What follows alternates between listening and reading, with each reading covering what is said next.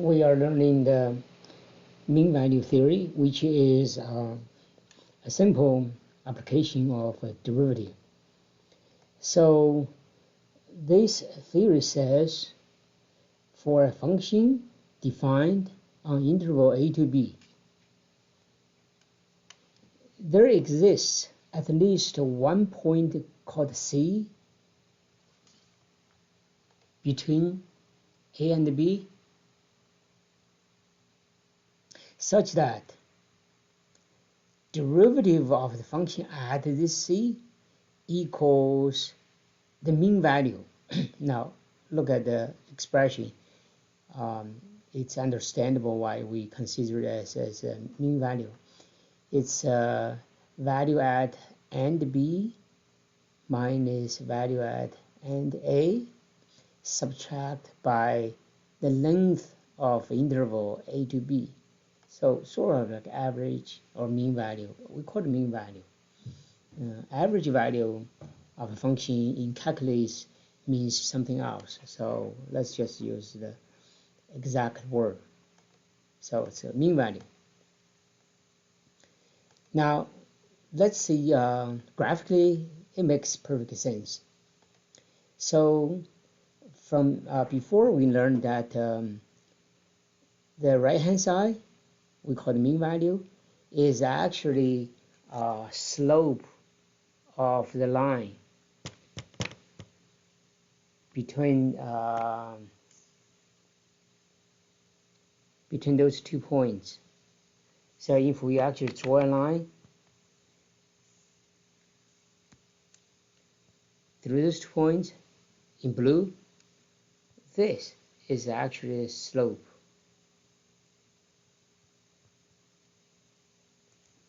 So the mean value is actually the slope of the straight line we call the secant line.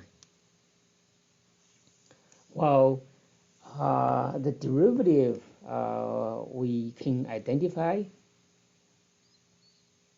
is slope of the tangent line, again slope, right? So with this we can see why this has to be true. So let's draw this secant line, blue first. You can see between this point and this point, we can always place a tangent line that's parallel to this secant line. We can adjust the tangent line so that somewhere such tangent line is parallel to the secant line in blue. So when they are parallel, the slopes are same. We already know the mean value is the slope of the secant line. Once we find the tangent line that's parallel to this line, the slope of tangent line would be the derivative at this location. So that's what it says here. So slope of such tangent line will be the same as the slope of the blue secant line. Lines are parallel, slopes are the same. That's the idea, right? Pretty simple. All right, so what do we do? Pretty simple kind of work in this part. We just locate such C, such location. How we do it is to always calculate the average, actually mean value, calculate the mean value of function the right hand side, then set derivative function to equal to that and solve. That's all. Okay, so let's see one example. So let's try to find the C in the theory for function 3x squared minus 1 between 1 and 3. So here A is 1, B is 3. Now first find the mean value. So first find the mean value. So we're going to do f at 3 calculate that. That's 27, so 3 for x squared, 27 is 26. Then find f at 1, fb, fa. F at 1 is 2. So the mean value is the right hand side. Trying to do fb minus fa divided by b minus a. So is 26 minus 2 over 3 minus 1. That's 24 over 2, it's 12. So 12 is the mean value. It's not the answer. Answer is C such that f prime c equal to the mean value. The 12 we figure out. So that's to find C. We need to set the derivative, which is 6x. This is derivative, so we want to see at what c this derivative 6x were equal to the mean value 12. How do we know that? Well, we just set it to the mean value. So this is the mean value. And solve and find x equal to actually 2. So that's the C. That's the answer. So pretty simple. Just need to know what you're supposed to do.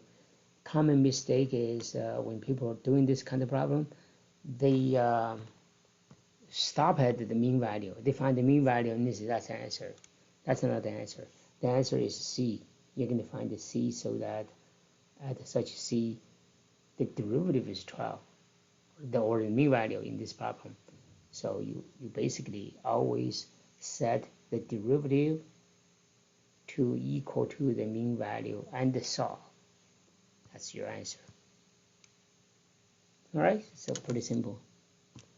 Now let's see some simple practical application of this theory. So let's see, suppose f represents the distance traveled by a vehicle. So at time t1, say the vehicle is here, f of t1 location. Later time, at the time t2, the vehicle is here, f of t2. So if you do the sort of a mean value, like BA, FB minus FA divided by B minus A, right? If you do the mean value, distance divided by time. This is change in distance divided by change in time. In physics, that's called average speed or average velocity. All right. The mean value says, well, if this is the case, between t1 and t2, there has to be a moment c such that derivative at this moment equal to the mean value. Okay, so mathematically it has to be true. In physics, the left side is the instantaneous velocity. So what does this result say? Well, this says just mathematically, if your, for example, if your average velocity here, the mean value is 80 miles per hour, then between t1 and t2, at some time, at least at one moment, your instantaneous velocity is more than your is the same as your average velocity. So you will be speeding, or at least at time c. And it kind of makes sense, right? if your average speed is 90, got to be, in between some moment, your speed is at least 90, if not more. So this is actually the mathematical reasoning behind traffic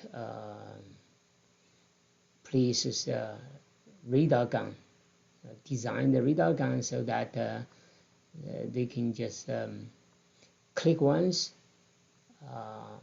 time twice, and measure. Radar gun can measure the difference in distance and figure out whether you're speeding. All right, very simple mathematical idea, but very practical, and not a very good news for people who like to drive fast. All right, let's stop here.